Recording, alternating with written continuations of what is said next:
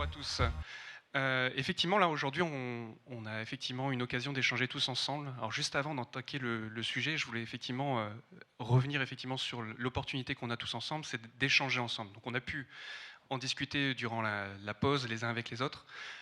On a également d'autres outils, on a parlé de GitHub. Alors pour certains, ça fait très lointain, mais je pense que dans vos équipes, et certains d'entre vous seront effectivement très intéressés pour échanger sur les roadmaps, avec nos équipes directement. Hein, vraiment, derrière, c'est pas une usine où il y a des robots ou quoi que ce soit, c'est directement les équipes qui sont ici et dans l'ensemble des équipes d'OVH Cloud. Également, il y a d'autres outils. Alors, il y a des clubs utilisateurs qu'on est en train de mettre en place. Il y a également les mailing lists. Pour ceux qui ne les connaissent pas, c'est également une bonne occasion pour pouvoir échanger avec l'ensemble des équipes. Et effectivement, l'ensemble des équipes OVH Cloud, dans les équipes commerciales qui peuvent être présentes aujourd'hui ou à d'autres moments. Donc vraiment, on souhaite vraiment remettre et réengager effectivement l'ensemble de nos clients à nos côtés. Et donc, n'hésitez pas à venir vers nous, à profiter de l'ensemble de ces outils, nous donner des autres idées pour continuer à construire effectivement le cloud créé par OVH Cloud qui effectivement a ses propres valeurs. Dans ce contexte, je vais effectivement prendre une thématique qui est déplacer votre infrastructure dans un cloud de confiance. Donc, vous avez effectivement vos projets pour vos clients, vous en tant que partenaire, pour votre entreprise. Et dans ce contexte-là, il y a effectivement des éléments différenciants d'OVH Cloud sur lesquels on souhaiterait revenir. Donc, dans ce contexte, on va effectivement avoir, donc je vais me présenter, donc Laurent Blin, moi je suis Product Marketing Leader, donc je m'occupe des équipes Produit Marketing au niveau monde. Et on va avoir également donc Hubert Maréchal qui va intervenir en tant que Product Manager sur les produits, alors certains diront PCC, Hosted Private Cloud, l'ensemble de nos produits VMware, pour faire plus direct et très clair. Et effectivement, donc, Romain Jehan, qui interviendra donc, en tant que Product Marketing Manager sur l'ensemble du catalogue de Hosted Private Cloud, donc l'ensemble de nos offres cloud privées, qui s'est effectivement élargi cette année. Donc, 4 thématiques, l'ADN d'OVH Cloud, les solutions de cloud de confiance que l'on peut développer. On détaillera un peu plus ces solutions effectivement avec mes deux collègues et puis vous donner de la visibilité surtout sur la roadmap pour échanger. N'hésitez pas à nous faire des remarques dans ce sens et préparez vos questions, on sera disponible à la fin. Pour revenir dans ce contexte, on parle de cloud de confiance et dans le cloud de confiance, on parle effectivement d'Octave, de la création d'OVH Cloud. On est effectivement dans la création d'une société qui se veut avec des valeurs fortes. C'est pas que des mots, c'est pas qu'une entreprise, c'est effectivement des valeurs qui sont fortes pour fournir effectivement un cloud européen de confiance, une alternative pour vous permettre en fait de créer et développer votre business de manière complètement libre.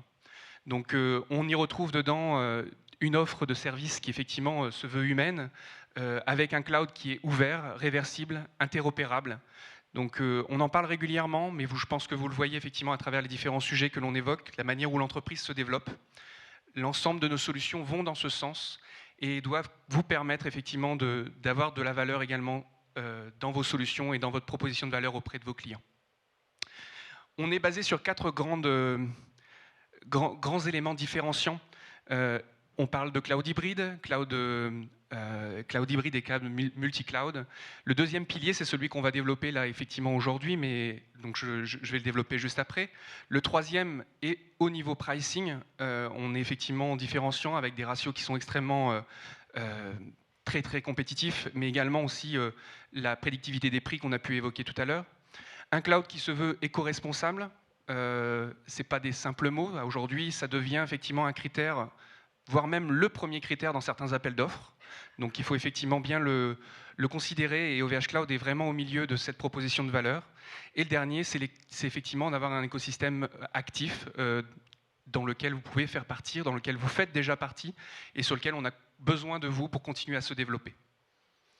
Donc si je reviens effectivement sur l'ADN et qu'on développe le point qui est effectivement le cloud de confiance, il y a 4 grands piliers. 4 grands piliers. Alors je vais commencer non pas par le premier, je vais commencer par le deuxième. C'est la partie engagement. Donc l'engagement, c'est qu'on n'utilise pas vos données. C'est aussi simple, mais ça fait partie des valeurs. Et on fait pas de l'analyse de vos données, on ne les injecte pas dans certains systèmes qu'on pourrait utiliser pour favoriser des ventes ou favoriser certaines actions. Ça fait partie de notre valeur, voilà, tout simplement. La deuxième chose qui va être développée, c'est effectivement toute la partie réglementaire. Le troisième point qu'on va développer également, c'est la partie localisation de vos données. Alors, vous êtes en France, on souhaite effectivement héberger ces données en France, voire même à proximité de son entreprise. C'est un besoin qui peut être présent en France, mais également aux quatre coins du monde, pour des raisons réglementaires, pour des raisons de latence, pour diverses raisons qui sont propres à chaque client, chaque entreprise. Et le dernier, je dirais que c'est le tampon qui est au-dessus, mais normalement, si on a bien fait les trois premiers, on passe à la dernière case, qui est effectivement toute la partie sécurité, labellisation, qualification, certification. Tout ça, si on reprend la baseline, c'est effectivement qu'on fournit un cloud de confiance, et peu importe les technologies. Vous avez pu voir notre catalogue, on va le redétailler un petit peu après, il est extrêmement large, et il vous permet effectivement d'adresser un cloud de confiance avec différents produits. Si je reviens effectivement sur la réglementation, au niveau de la réglementation, il y a une réalité qui est celle que vous retrouvez en face de vous. C'est qu'effectivement, il y a le Cloud Act qui est au milieu, qui a complètement bouleversé la situation effectivement de la propriété de la donnée qui peut circuler aux États-Unis lorsqu'on héberge chez un hyperscaler. Les choses ont évolué avec la GDPR et derrière effectivement la partie Schrems 2 qui est arrivée, qui a invalidé effectivement certains échanges de données. Et effectivement, aujourd'hui, on se retrouve avec un grand nombre d'entreprises qui se retrouvent face à des procès, face à des situations qui sont des plus contraintes pour leur activité. Et donc, effectivement, c'est pas un élément... c'est un élément de différenciation, mais c'est un élément également simplement de valeur, de propriété de données, de liberté de votre entreprise ou même d'un territoire, de souveraineté. Donc, dans ce contexte-là, je ne les ai pas tous évoqués, mais voilà, on est différenciant sur cet angle-là, et ça doit être un différenciant pour votre entreprise pour pouvoir vous développer. Au niveau des localisations, on a évoqué effectivement tout à l'heure, Thierry a évoqué de nouvelles localisations. Donc, aujourd'hui, on est présent sur plus de 30 data centers, on est présent sur 3 continents. On a de nombreuses ouvertures de data centers qui vont continuer à se faire sur les prochaines années. On a évoqué l'Inde, il y aura d'autres territoires qui vont se développer. On parle souvent effectivement des pays dans lesquels on est, et beaucoup de clients nous demandent d'avoir au moins un deuxième data center pour des raisons d'implémentation, de résilience, de plateforme ou de territoires simplement qui sont beaucoup plus grands que la France par exemple. Je peux parler des États-Unis, je peux parler effectivement aussi du Canada par exemple. L'autre point également, c'est effectivement la taille des équipes. Donc on continue à se développer. Aujourd'hui, on est plus de 2600 salariés. On continue à se développer, à recruter pour pouvoir continuer à développer notre catalogue pour l'ensemble de nos clients aux 4 coins du monde et sur l'ensemble d'une chaîne qui se veut être effectivement de l'industrie jusqu'à la proposition de services que vous pouvez connaître. Au niveau sécurité, au niveau des certifications, vous pouvez retrouver effectivement un grand nombre de labels. Il y a effectivement des usages qui sont propres à des verticaux, donc le domaine de la santé, le domaine de la finance. Vous avez effectivement après tous les standards qui sont propres également à la souveraineté, qui sont ceux qu'on va développer juste après. Donc le label Secnum Cloud, la qualification Secnum Cloud fournie par l'ANSSI. Mais vous pouvez retrouver également un certain nombre de certifications, qualifications qui sont propres à différents territoires. Donc on retrouve au niveau des UK, de l'Italie, de l'Allemagne. On a la partie en Espagne, l'ENS qui est en train d'arriver. Et on reviendra également dessus, mais l'Europe continue à se structurer sur ce sujet pour effectivement standardiser ces certifications. Sur cette base, et en regardant un peu notre portfolio, alors un certain nombre d'entre vous connaissent bien effectivement ces 4 univers, tels qu'on les appelle chez OVH Cloud.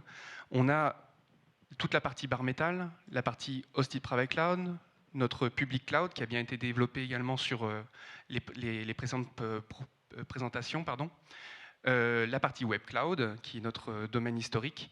Et vous pouvez retrouver effectivement, on a parlé un certain nombre de fois de notre réseau privé qui va continuer à se moderniser, qui permet effectivement d'interconnecter l'ensemble de ces univers. C'est aujourd'hui là, effectivement, je vais vouloir effectivement développer un peu plus en fait dans cette. Alors, je vais revenir sur le portfolio. Hop. Voilà.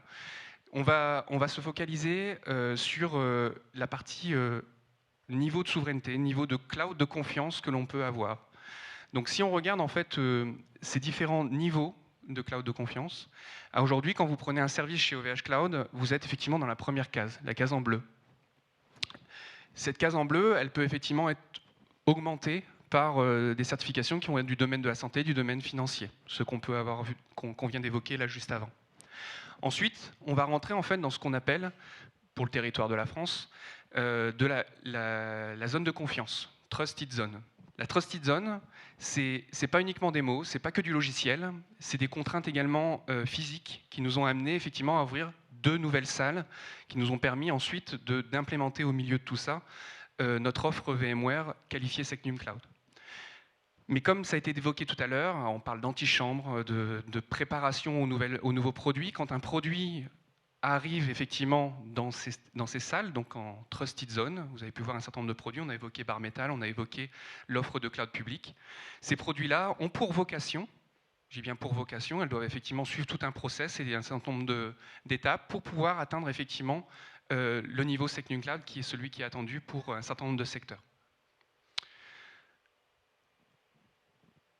Un deuxième point sur lequel je voudrais effectivement vous interpeller et échanger un petit peu, on a parlé effectivement de mode de déploiement avec l'intervention de Thierry tout à l'heure. Et aujourd'hui, effectivement, on a des cas d'usage assez, je dirais, classiques, qui sont ceux effectivement de déployer sur un seul data center. Ça peut être en Inde, ça peut être au UK, ça peut être en France, ça peut être déployé sur un campus, donc sur Roubaix, sur Gravelines. Et puis effectivement, après, on a des usages qui sont beaucoup plus spécifiques, qui sont des usages qui sont communs, je dirais, pour beaucoup d'entreprises, mais qui font partie de nos roadmaps, dans lesquels on va déployer de plus en plus de produits dans un autre modèle. Dans ces modèles-là, c'est des modèles qui vont être cloud privé, comme ça a été évoqué tout à l'heure, ou cloud dédié, comme ça a été évoqué également tout à l'heure par Thierry. Donc on retrouve dedans des déploiements qui peuvent se faire sur 3 à Z. Donc Octave a pu partager il n'y a pas très longtemps le fait qu'on va proposer une solution pour pouvoir avoir du bar métal sur 3 à Z. C'est vraiment une question qu'on vous pose également à travers ces interventions qu'on a ensemble, c'est de savoir effectivement, est-ce que vous avez besoin de 3 serveurs sur 3 zones, est-ce que ce sera uniquement 2? N'hésitez pas à intervenir sur GitHub en échange directement avec nos équipes, parce qu'effectivement, on est en train de construire et on co-construit effectivement ces nouveaux modèles d'usage qui sont spécifiques avec vous. Un autre modèle qui est effectivement le contexte de DC as a Service ou de Edge. Donc ça, là aujourd'hui, de plus en plus d'entreprises passent le pas d'aller vers le cloud, mais effectivement pour un certain nombre de leurs données, tout basculer dans le cloud, c'est encore une étape qui, même dans un contexte de cloud privé, avec un partenaire comme OVH Cloud, n'est pas forcément suffisant. Et dans ce contexte-là, ils veulent garder sur leur territoire, donc quand je dis leur territoire, dans leur data center, dans leur bâtiment, leurs infrastructures qui contiennent leurs données. Nous, on a la possibilité effectivement d'avoir un modèle qui permet en fait de réinvestir des locaux qui appartiennent auprès du client. On peut effectivement réinvestir l'ensemble de ces salles pour les urbaniser afin de pouvoir proposer du DC as a Service. Ou à l'inverse, on peut également privatiser dans nos locaux. On peut effectivement d'avoir une salle dédiée, d'avoir des cages pour pouvoir effectivement rendre un espace qui soit dédié ou privé, pour reprendre les termes qui ont bien été spécifiés tout à l'heure, afin de proposer effectivement nos services dans un contexte encore plus de confiance d'un cloud qui vous soit effectivement réservé. Ensuite, on a effectivement la partie archivage. Donc on a une solution effectivement d'archivage qui est en train de sortir de terre, plus que sortir de terre, qui va bientôt effectivement arriver. Et effectivement, cette solution est basée sur plusieurs data centers avec les technologies qu'on a pu évoquer tout à l'heure. Et la dernière, effectivement, la partie backup interne sur laquelle effectivement on a tous nos plans effectivement de résilience qui sont associés, qui continuent de se moderniser afin de répondre effectivement aux exigences de chacun. Sur cette question, j'aurais voulu effectivement avoir votre avis. Donc, vous avez vu les différents sujets. N'hésitez pas à partager effectivement lesquels vous souhaiteriez avoir dans les premières priorités. Alors, je vois 3 Z régions, mais étaient déjà un peu renseigné avant, donc je vous laisse peut-être reprendre votre téléphone et pouvoir répondre sur ces sujets.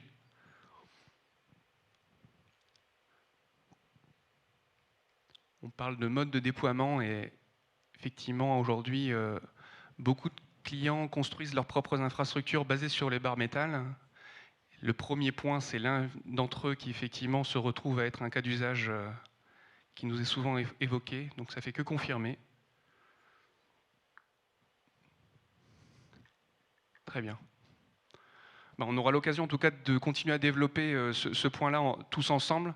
Et effectivement, on sera très intéressé d'avoir vos retours sur, voilà, quand on dit 3 à Z, 3 data centers, quel type de use case vous allez avoir besoin, quel type d'applicatif, quel type de modèle de serveur vous allez avoir besoin. On a déjà quelques éléments qui sont structurés, mais ils sont disponibles effectivement pour être encore optimisés par rapport à vos attentes. On va pouvoir rebasculer sur la présentation. Donc, en partant de tout ça, vous reprenez le schéma qui était juste avant avec effectivement les 4 grandes marches. Ben, si on regarde effectivement la proposition de valeur en fait, de VH Cloud que j'ai commencé à développer, elle est basée effectivement dans une zone qui est effectivement dédiée, dans laquelle vous allez retrouver effectivement 2 zones de data centers, de salles qui sont effectivement dédiées pour héberger cet environnement. On n'a aucun transfert de données qui est fait en dehors de l'Europe. Donc c'est une contrainte également qui est imposée et qui permet effectivement de donner plus de visibilité sur l'accès à la donnée. On a effectivement, donc d'un point de vue catalogue, un ensemble de produits. Donc on a les produits VMware qui sont SecNum Cloud, mais en fait ils sont en Trusted Zone. On a les produits Bare Metal, Scale High Grade. On a d'autres produits qui effectivement vont aller dans ce sens également par la suite. Et effectivement, on retrouve les niveaux de certification qui se retrouvent derrière, qu'on vient d'évoquer juste avant, par territoire. Et alors, la partie en bas ne concerne pas spécifiquement effectivement, la Trusted Zone au sens de la réponse en France, mais répond effectivement à la partie zone de confiance sur l'ensemble de l'Europe. Pour le besoin spécifique effectivement qui est en France, pour le développer derrière, donc on voit effectivement que c'est deux salles qui sont complètement isolées, qui sont à Roubaix et à Strasbourg. On a également des accès qui sont gérés au niveau sécurité de manière avancée, avec effectivement aussi, on voit de la partie effectivement authentification qui est différente. On est compliant avec les règles de sécurité qui sont définies par l'ANSSI. Toute la partie également de destruction de données qui se retrouve dedans, l'accès également aux vidéos qui sont enregistrées sur les salles. Tout ça pour dire en fait, c'est qu'une petite liste, mais en fait c'est pas uniquement du logiciel, c'est vraiment également des contraintes physiques qui sont apportées pour pouvoir effectivement sécuriser vos données. Si on regarde effectivement la cartographie qu'on a vue juste avant, mais on la change avec un prisme qui va être effectivement de ce qui est disponible dans un contexte de Trusted Zone et qu'est-ce qui va arriver également en Trusted Zone. Donc vous pouvez retrouver effectivement en vert tout ce qui est déjà disponible là aujourd'hui dans cette zone et effectivement tous ceux qui sont en jaune sont ceux qui vont effectivement arriver dans les prochains mois, années. On parle effectivement d'une roadmap aujourd'hui entre 18 mois, 24 mois maximum hein, dans toutes les choses qu'on évoque ensemble. Et donc effectivement toute cette partie-là va continuer à évoluer pour atteindre effectivement ces zones de confiance. Dernier point sur la partie SecNum Cloud, donc je vais être un peu plus rapide, mais pour revenir effectivement, donc il y a différents services qui sont proposés par l'ANSSI. Là, celui qui nous concerne, c'est celui qui est le plus à gauche, le service permanent, qui est celui de SecNum Cloud. On l'a développé effectivement pour des organismes effectivement publics, OIV, mais également pour vous en tant que partenaire, pour développer des solutions pour adresser effectivement le marché public ou effectivement le marché des OIV. Donc, si vous n'avez pas encore toutes les informations dessus, n'hésitez pas à échanger avec nous. Mais cette offre-là, effectivement, permet vraiment d'adresser tous les cas d'usage et d'être effectivement compliant aux attentes de ce marché. Je vais donner la parole à Romain pour partager effectivement plus sur les solutions Hosted Private Cloud.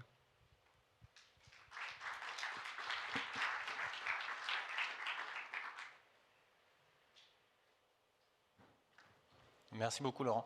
Si jamais vous avez des questions, n'hésitez pas à les mettre dans l'application, ça va nous permettre d'avoir aussi beaucoup de feedback et d'échanges après avec vous.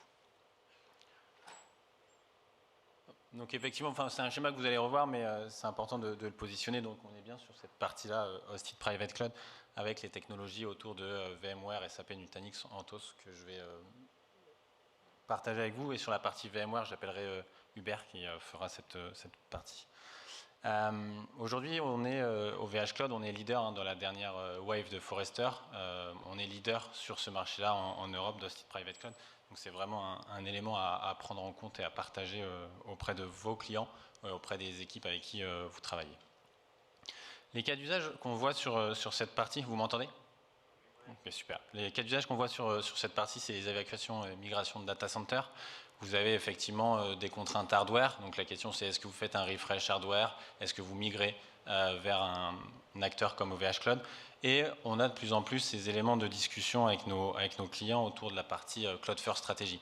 Que ce soit des éléments qui viennent de la direction des systèmes d'information, que ça vienne d'une décision COMEX qui redescend et qui à la fin, vous devez effectivement délivrer et répondre à ces contraintes, à ces éléments positifs, puisqu'on va voir, il y a plein de choses à construire ensemble.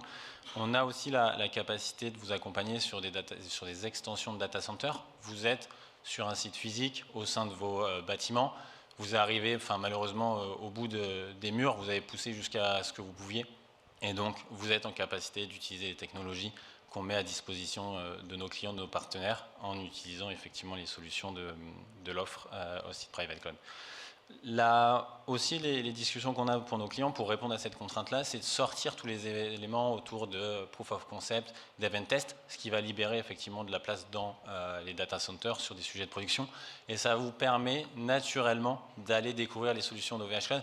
C'est important, je représente, et je ne me suis pas présenté, pardon, la partie Hosted Private Cloud, mais aujourd'hui, c'est des éléments qui sont interconnectés chez nous avec le public cloud, avec les autres solutions. On n'est vraiment pas des univers cloisonnés. On va tendre, ce que disait Thierry, à aller de plus en plus loin sur ces intégrations entre univers.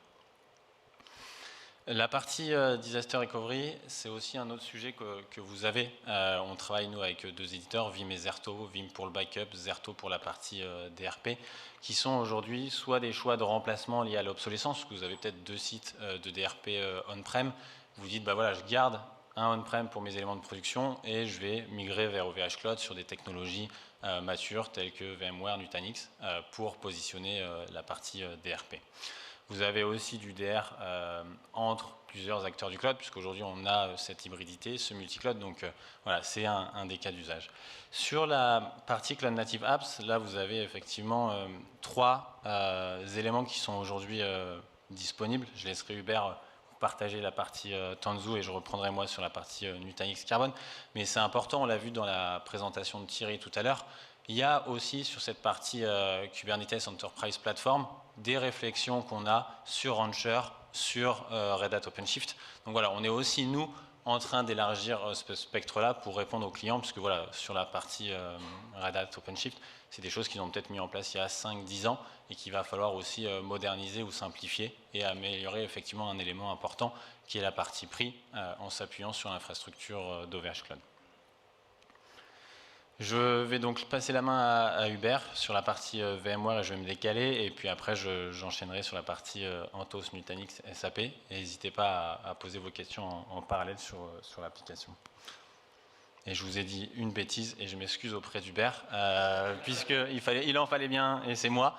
Je n'ai pas intégré cette notion d'hybridation sur la partie réseau puisqu'aujourd'hui vous pouvez très bien vous connecter à OVH Cloud sur la partie à travers l'internet et on met à disposition une solution qui s'appelle OVH Cloud Connect qui est effectivement un lien dédié. Donc soit vous avez une version directe avec des liens d'un gigabit ou 10 gigabits auprès de OVH Cloud et sinon vous avez une solution qu'on appelle Provider là où vous avez des liens un peu plus petits de 200 MB à 5 gigabits fournis par des opérateurs comme Equinix, Megaport et Intercloud, sachant que c'est un des éléments aussi différenciants et importants pour eux, c'est qu'ils sont déjà interconnectés avec d'autres acteurs, ce qui fait qu'ils vont mettre ça en place simplement pour vous entre votre SI et OVH Cloud. Et si vous êtes déjà interconnecté avec un Salesforce par exemple, ça vous simplifiera le lien entre OVH Cloud et Salesforce. Et je n'ai pas mentionné Orange, ce n'était pas une deuxième erreur de ma part, c'est qu'effectivement cette solution arrive à disposition courant mai, et donc vous pourrez tous en bénéficier. Et donc je laisse bien la main quand même à Hubert.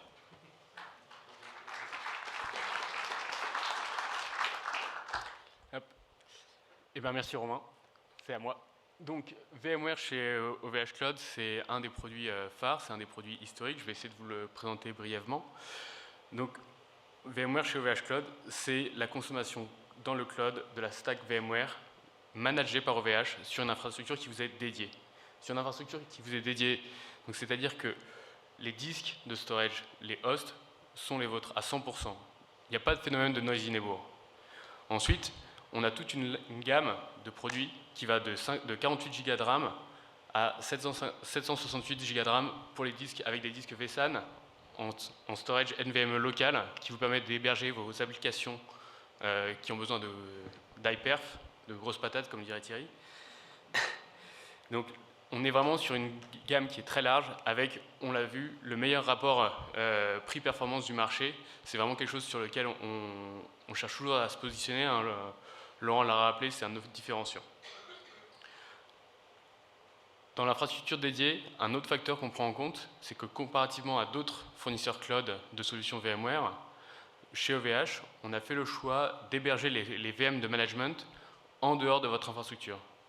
C'est-à-dire que vous avez 100% des ressources que vous avez louées, elles sont à vous. Il n'y a pas de footprint lié à les VM de management, à l'hébergement du vCenter. Ça, c'est notre tambouille. Vous achetez 192 Go de RAM, vous avez 192 Go de RAM. On est sur un service donc, de la full stack VMware qui est managé. Donc, ça veut dire quoi? C'est quelque chose qui est standard. Donc, les applications, les API VMware, vos UI, vos certifications des sysadmins on-prem, vous les avez les mêmes, vous les retrouvez chez OVH Cloud. C'est la même interface, c'est les mêmes outils, c'est les mêmes process. Et nous, OVH, on manage ce service-là. On manage toute la stack, on fait les patchs, on fait les maintenances, du hardware comme du software. On s'arrange, on regarde les compatibilités. Tout ce travail-là, on le fait pour vous. Nos robots, ils font à peu près 1 million de tâches par mois. Tout ça, c'est fait automatiquement pour que vous puissiez vous concentrer sur votre cœur de métier. Ensuite, c'est une consommation cloud. Le cloud, ça veut dire quoi? Ça veut dire que c'est des ajouts de ressources en quelques minutes. Vous voulez plus de patates, vous reprenez des hosts, vous pouvez mixer des hosts classiques, des hosts vSAN dans la même infrastructure. Vous pouvez payer à l'heure, au mois, vous pouvez vous committer sur 3 ans pour avoir plus de réduction. Je vous laisserai discuter avec les sales présents dans la salle pour ça.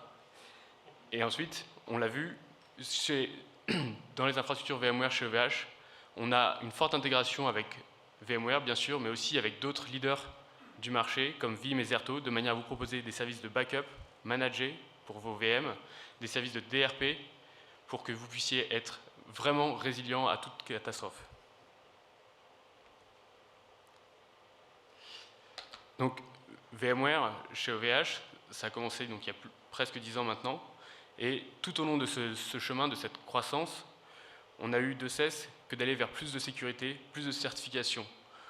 Donc, comme l'a rappelé Laurent, c'est quelque chose qui fait partie de notre ADN, qui est vraiment un élément clé de ce pourquoi on croit au public cloud et au private cloud, pardon, de ce pourquoi aussi on croit à la souveraineté. VMware, c'est vraiment la première pierre de cette souveraineté. Hein. On peut voir qu'on a été certifié HDS dès 2016. L'an dernier, on a obtenu la certification donc, Secnum Cloud. Donc vraiment, on est capable de vous donner des gages de sécurité, de souveraineté numérique sur ces plateformes VMware. Donc on garantit aucun transfert de données hors de l'Union européenne. Petit mot sur la roadmap, très rapidement. Donc on vient récemment de supporter la possibilité de connecter un Identity Provider externe avec votre vSphere. Donc vous pouvez utiliser votre Active Directory comme source d'authentification pour vos utilisateurs vSphere. Dans le mois à venir, on va passer de vSphere 6.7 à vSphere 7, avec des améliorations donc, sur le DRS, des améliorations de vSAN, la correction de certains issues avec les vMotion, vraiment beaucoup de petites fonctionnalités qui vont vous faciliter la vie. La grosse nouveauté de cet été, c'est prévu pour juillet, c'est l'introduction de NSXT. NSXT, donc c'est le remplaçant de NSXV, c'est la virtualisation du network chez VMware, et c'est vraiment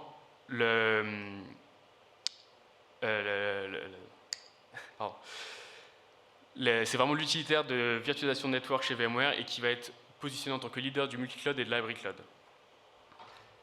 Ensuite, donc, je passe très rapidement, mais on a plein de bonnes choses pour l'année prochaine. On a Tanzu, on a HCX, l'utilitaire de transfert de workload d'un n'importe quel environnement vSphere à un autre. Des thread clusters, donc l'habilité d'avoir des workloads à Roubaix et à Gravelines qui se connectent et qui se parlent de manière complètement intégrée dans votre vCenter. Au niveau du stockage, NetApp pour avoir de l'enterprise grade storage et à l'autre bout du spectre, des data stores HDD de manière à avoir du capacitaire à un coût beaucoup plus attractif. Et enfin, je pense que on l'abordera dans quelques temps avec la partie infrastructure, mais on a du nouveau hardware qui devrait arriver dans le courant l'année prochaine. Il y a une petite slide de vote maintenant sur ces items de la roadmap. Je ne sais pas si on a le temps ou... Bon. Ah, j'aurais pas dit ça. Ah bah, très bon feedback. Vous avez tous pris le temps de voter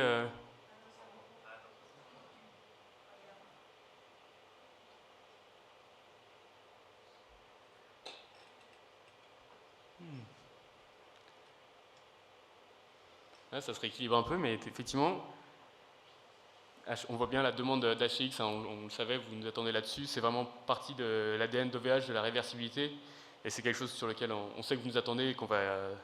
c'est en top de notre priorité pour l'an prochain. Je vais redonner la main à Romain sur les autres solutions HPC.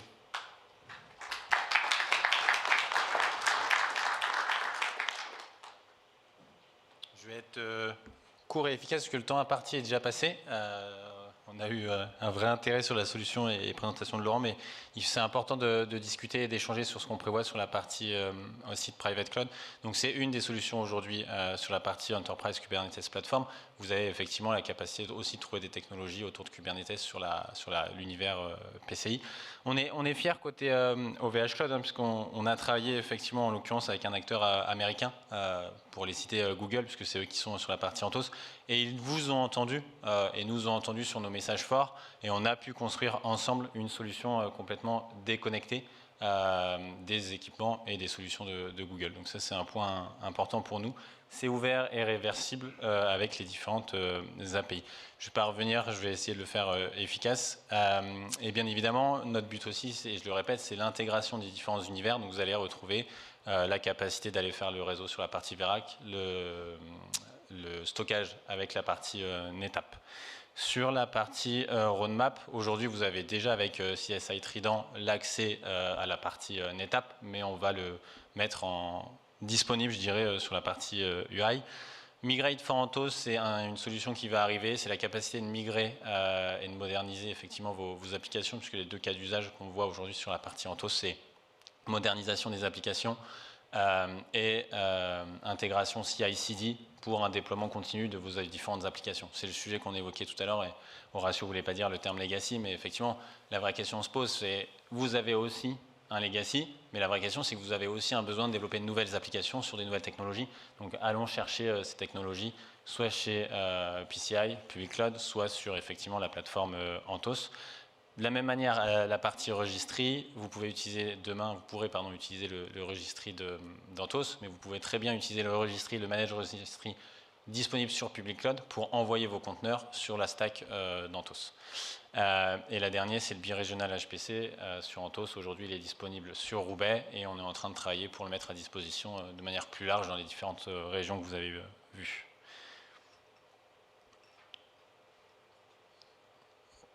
Ah, pardon. On va le faire efficace sur celui-là. Si jamais vous êtes en capacité de répondre, répondez. Pour info, vos feedbacks, si on ne les partage pas à l'écran, c'est en cours.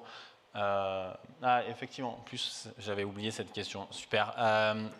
Non, mais c'est un point important. Je pense qu'elle était liée et corrélée aux fonctionnalités, mais j'avais intégré la partie OpenShift Rancher parce que c'était un des éléments de Thierry pour savoir ce qui est attendu. Donc, merci pour ceux qui ont répondu sur la partie, qui sont en train de répondre d'ailleurs. Merci à vous. Je pense qu'on peut. Enfin, c'est juste, je suis contraint par le temps, c'est pour ça que mais n'hésitez pas à poser vos questions, à répondre, et puis on se voit après sur le cocktail. Est-ce qu'on peut rebasculer? Merci beaucoup. La partie Hosted Private Cloud Nutanix, c'est une solution qu'on a sorti, annoncé il y a maintenant et qui est disponible en France et au Canada il y a maintenant un mois. C'est important de le souligner puisque là on parle de roadmap futur, mais depuis qu'on a organisé d'autres événements, il y a des produits qui sont sortis, des produits qui ont été annoncés, qui sont mis à dispo de nos clients et utilisés par nos clients. Donc vous allez retrouver cette solution Nutanix avec trois nodes par défaut sur la configuration. C'est la capacité très rapidement à monter une infrastructure Nutanix, de mettre à disposition ça à vos clients, à vos partenaires, pas de commitment.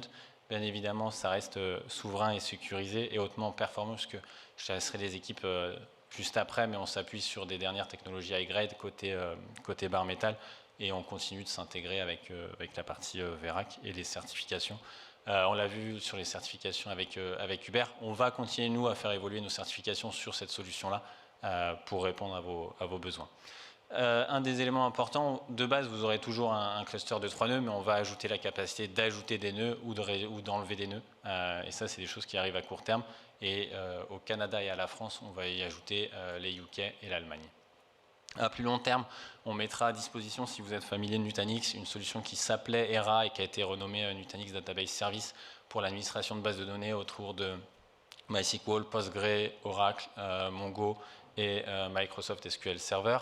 La partie Files qui est sur des protocoles SMB, NFS pour vous mettre à disposition du stockage de fichiers. Et puis le dernier, c'est Self-Service que vous connaissez sûrement sur le nom de son nom précédent, Calm, qui est la partie de gestion multi-cloud pour être en capacité de gérer vos différents workloads. Donc voilà, je veux bien un dernier feedback, s'il vous plaît, sur vos attentes par rapport à ça. On prendra quand même un peu de temps pour répondre à vos questions.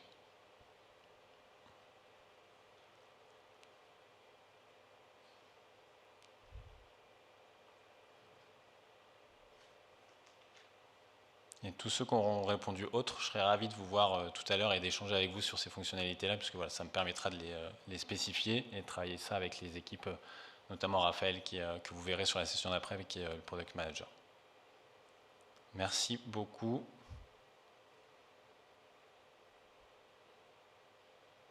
Est-ce que je peux avoir le retour, s'il vous plaît, sur la partie SAP ? Merci beaucoup. C'est quelque chose qu'on a annoncé relativement récemment, il y a maintenant 15 jours, la mise à disposition d'un service autour de SAP sur OVH Cloud. Il faut savoir que c'est quelque chose qui a pris du temps. C'est quand même 2 partenaires, le leader SAP allemand, le leader français et européen OVH Cloud. Il y a des certifications pour faire fonctionner des solutions SAP sur peu importe le fournisseur, que ce soit on-prem ou chez un hyperscaler. On a maintenant ces certifications. On est TDI grâce effectivement aux dernières générations sur la partie bare metal. Et donc aujourd'hui, vous êtes en capacité de déployer notamment du ECC, mais aussi de l'ANA. Vous savez, sur la partie SAP, ANA arrive ECC arrive en fin de vie en 2027. Donc on a aujourd'hui beaucoup de clients qui se posaient la question et qui venaient vers nous en disant comment je fais pour demain faire du SAP chez OVH Cloud. On a maintenant effectivement la réponse. Les besoins et les questions qu'on a aussi de nos clients, c'est ils ne sont pas prêts à faire la migration ANA tout de suite. Comment je peux accompagner cette migration? Donc migrer la partie SAP ECC sur OVH Cloud et après travailler dans le futur sur la partie ANA sur OVH Cloud. Pourquoi? Parce que les 4 années qui arrivent, ça reste quand même 4 ans. Dans le monde de l'IT, c'est long. Il peut y avoir entre-temps des refreshs de data center. La migration SAP ANA peut prendre un peu de temps. Et donc, ça vous permet à vous, clients, partenaires, d'optimiser ça et de le démarrer très tôt. Sur la roadmap, on va sortir une offre purement SAP ANA on OVH Cloud qui va vous permettre de vous soulager sur la partie administration de la partie ANA, donc la partie base de données. Et on va sortir, et ça c'est avec nos partenaires, une version Manage on OVH Cloud où on va travailler ensemble. Nous, on va fournir les briques d'infrastructure et vous allez apporter le conseil et le service au-dessus. Et à plus long terme, on regarde à faire la partie SAP sur des instances public cloud. Donc voilà, j'ai essayé de respecter le temps et d'être court sur ces 6 derniers éléments. N'hésitez pas en tout cas à venir vers nous. Et nos roadmaps sont maintenant publics de la même manière que PCI sur la partie GitHub. Et voilà. Merci beaucoup. On peut prendre les questions, Caro. Merci Romain, Laurent et Hubert. Et oui, on va prendre une petite séquence de questions. Alors, pouvez-vous nous en dire plus sur DC as a Service? C'est peut-être pour toi, oui. Laurent.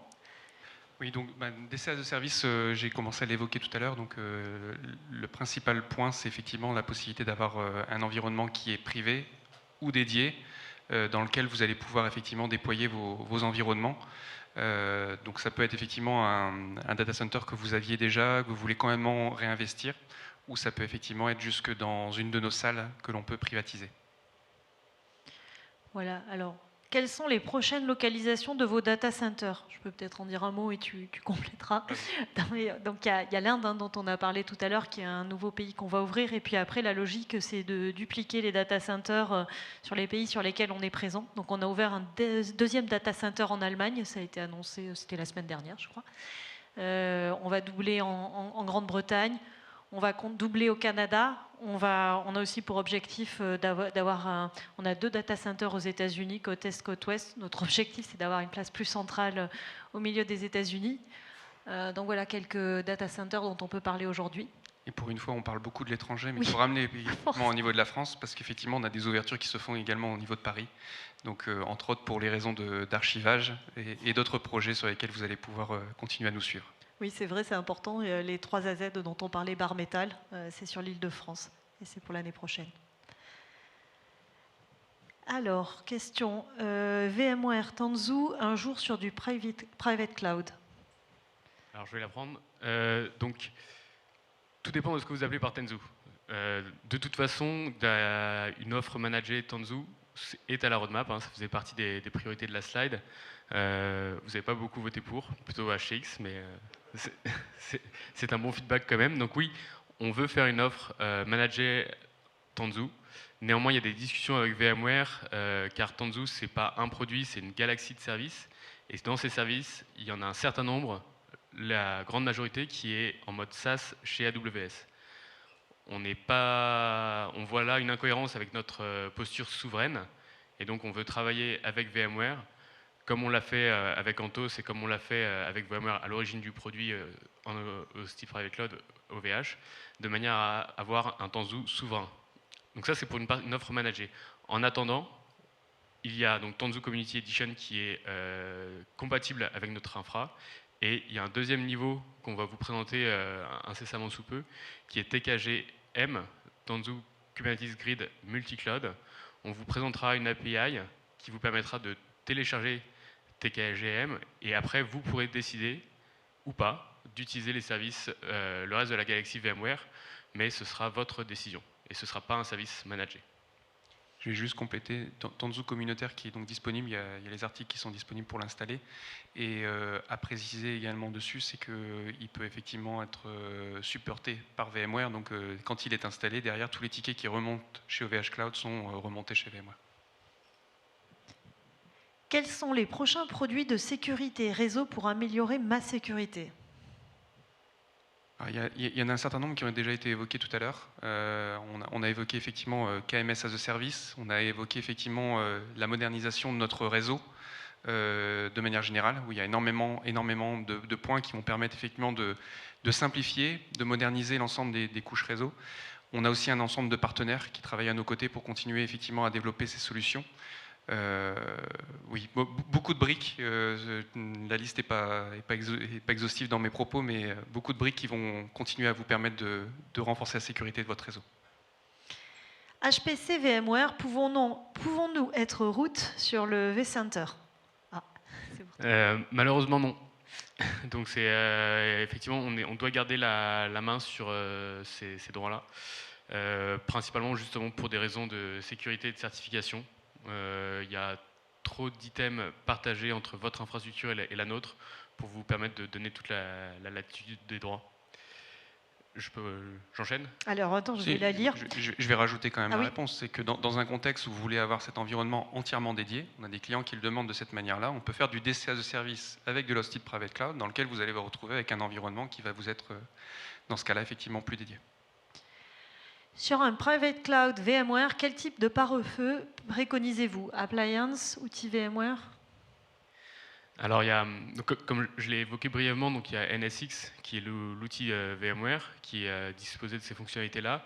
NSXT vous les propose aussi. Donc vous pouvez utiliser cette solution. Elle est extrêmement bien intégrée. Elle elle est proposée nativement avec les offres premiers. Avec donc les offres de juillet, il y aura aussi NSXT qui sera disponible. Néanmoins, ça a un coût. Donc, vous donner une recommandation, ça dépend trop de vos cas d'usage et de votre appétence coût versus une autre appliance en dehors de la galaxie VMware. Voilà, ben, on peut vous accompagner avec un avant-vente. Hein. Revenez vers nous et on analysera la situation. Est-il prévu un jour d'intégrer du GPU à des services hosted private cloud? Oui. Donc, je vous l'ai dit, on a lancé la gamme premier en 2020. Enfin, ça, je ne vous l'ai pas dit, mais je vous le dis maintenant. Mais je vous l'ai dit, on réfléchit, et Raphaël vous en dira plus, peut-être sur une nouvelle gamme de hardware qui devrait sortir sur la prochaine année fiscale. Et dans cette gamme de hardware, donc, on a volonté d'élargir encore plus la gamme, à la fois avec des hosts avec moins de cœur et de la faible RAM, pour vous garder une entrée de marché abordable et pouvoir optimiser éventuellement vos coûts de licence. Et à l'inverse, de vous proposer du GPU sur du private cloud VMware, de manière à couvrir beaucoup plus de use cases qui ne sont malheureusement pas adressables aujourd'hui. Tanzu en community, c'est-à-dire gratuit, avec quel support? Donc effectivement, Tanzu Community Edition, c'est gratuit. Vous pouvez trouver les binaires sur GitHub et les télécharger. Et par contre, effectivement, la contrepartie de ça, c'est qu'il n'y a pas de support officiel, ni de la part d'OVH, ni de la part de VMware. Nous, on vous aidera dans la mesure de nos moyens, mais il n'y a pas de garantie de support sur de la production sur Tanzu Community Edition. Le prix du private cloud multi-AZ, année prochaine, serait-il le même que le private cloud mono DC aujourd'hui? Je ne m'avancerai pas sur le prix. Le mode de pricing sera identique. Hein. Vous serez toujours facturé donc, avec une partie pour le vCenter et après facturé en fonction du nombre de hosts et du nombre de data stores que vous avez. En tout cas, au niveau des licences, on est sur quelque chose d'équivalent. Néanmoins, avec l'introduction de NSXT, il y aura des changements de facturation, de prix. Prévoyez-vous une solution de backup PCC ou Hosted Private Cloud sur Object Storage? Je réponds, mais donc oui. Donc aujourd'hui, on a une autre solution de backup manager Vim et sur laquelle on utilise donc du file storage. Avec la V12 de Vim, on va pouvoir aller nativement vers de l'object storage. C'est notre ambition. Ça va permettre de réduire les coûts, d'être beaucoup plus granulaire au niveau de notre offre. Donc oui, on va le faire. La V12 de Vim devrait sortir en septembre ou octobre. Nous, on est actuellement en phase de R&D avec la bêta. Donc j'espère revenir prochainement avec une date de GA sur Vim Managed Backup sur de l'object storage. Est-il prévu un jour d'avoir des CPU AMD pour du HPC VMware ou bien est-ce un partenariat avec Intel en exclusivité? Il n'y a pas d'exclusivité avec Intel sur HPC. Il se trouve qu'aujourd'hui, en 2020, lorsqu'on a lancé la gamme premier, Intel était les mieux placés pour ses appliances VMware, donc on est parti avec eux. Là, avec la nouvelle gamme, on risque fort de repartir avec Intel. Il faut qu'on recale tout ça. Mais il n'y a pas de partenariat exclusif. Et surtout, on peut avoir deux gammes. Vous proposez deux types de hosts, des Intel et des AMD. La seule contre-indication, c'est que vous ne pourrez pas les mettre dans le même Virtual Data Center. Private Cloud multi-AZ, un seul vCenter pour tout administrer?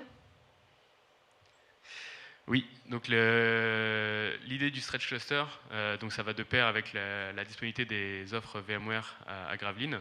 Et donc l'idée est vraiment d'avoir des hosts vSAN à Roubaix, des hosts vSAN à Gravelines, qui communiquent au sein du même cluster. Donc vous pouvez affecter vos workloads d'un data center à l'autre à chaud.